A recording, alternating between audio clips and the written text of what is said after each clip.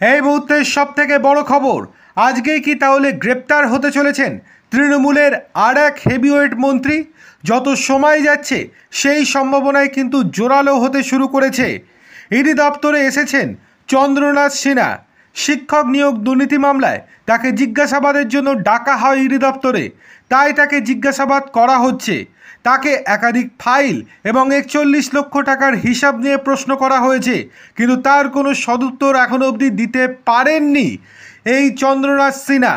যেটুকু সূত্র মারফত জানা যাচ্ছে যে বর্তমানে তাকে বিরতি দেওয়া হয়েছে, বিরতির পর আবার তাকে জিজ্ঞাসাবাদ করবে এবং জিজ্ঞাসাবাদে যদি তিনি সহযোগিতা না করেন তাহলে আজকেই গ্রেপ্তার করতে পারে এনফোর্সমেন্ট ডিরেক্টরেট, এরকমটাই পরিষ্কারভাবে জানাচ্ছে ইডির আধিকারিকেরা।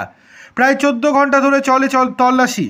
পরে ইডির সূত্রে দাবি করা হয় চন্দ্রনাথ সিনহার বাড়ি থেকে নগদ 41 লক্ষ টাকা বাজেয়াপ্ত করা হয়েছে।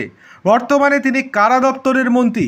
সূত্রের খবর, লোকসভা নির্বাচনের প্রাক্কালে চন্দ্রনাথ সিনহার বাড়িতে তল্লাশি চালানোর সময় মন্ত্রীর মোবাইল ফোন থেকে মন্ত্রীর মোবাইল ফোন বাজেয়াপ্ত করেছিল ইডি। শুধু নগদ টাকায় নয়, মন্ত্রীর মোবাইল ফোন সহ বেশ কিছু নথি বাজেয়াপ্ত করে ইডি।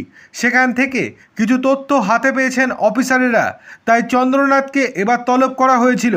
বাড়ি থেকে 41 লক্ষ টাকা নগদ বাজেয়াপ্ত করেছিল ইডি, আর চন্দ্রনাথের মোবাইল ফোনও বাজেয়াপ্ত করেন অফিসাররা।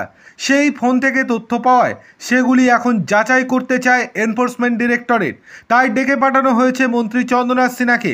কারোর মোবাইল ফোন বাজেয়াপ্ত করা হলে সেই ব্যক্তিকে ডেকে পাঠানো হয়, তার সামনেই ফোন থেকে তথ্য উদ্ধার করে জিজ্ঞাসাবাদ করা হয়। তারপর আইনজীবী মারফত চিঠি দিয়ে জানানো হয় যে ফোনটি বাজেয়াপ্ত করা হয়েছিল সেই ফোনটি ফেরত দেওয়ার জন্য।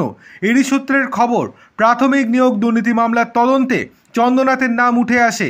বলাগড়ের বহিষ্কৃত তৃণমূল কংগ্রেসের যুবনেতা কুন্তল ঘোষ গ্রেপ্তার হন। তার সূত্র ধরেই মন্ত্রী চন্দ্রনাথের বাড়িতে হানা দেয় ইডি এবং সেখানে 41 লক্ষ টাকা নগদ উদ্ধার করে এনফোর্সমেন্ট ডিরেক্টরেট। এছাড়াও বহু প্রমাণ পেয়েছেন চন্দ্রনাথের বাড়িতে। সেই সম্পর্কেই আজকে জিজ্ঞাসাবাদ করা হচ্ছে মন্ত্রী চন্দ্রনাথ সিনহাকে, কিন্তু বেশিরভাগ প্রশ্নের উত্তরই এড়িয়ে যাচ্ছেন চন্দ্রনাথ সিনহা। যত দুপুর গড়াচ্ছে ততই সম্ভাবনা জোরালো হচ্ছে গ্রেপ্তার হওয়ার।